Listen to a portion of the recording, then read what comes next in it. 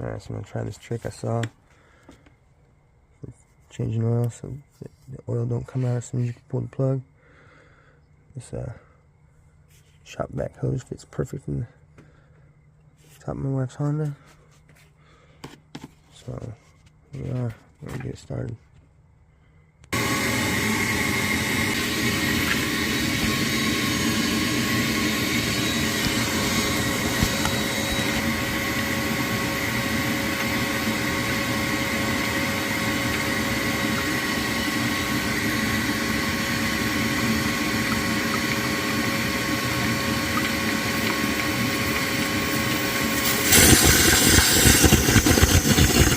Good shit.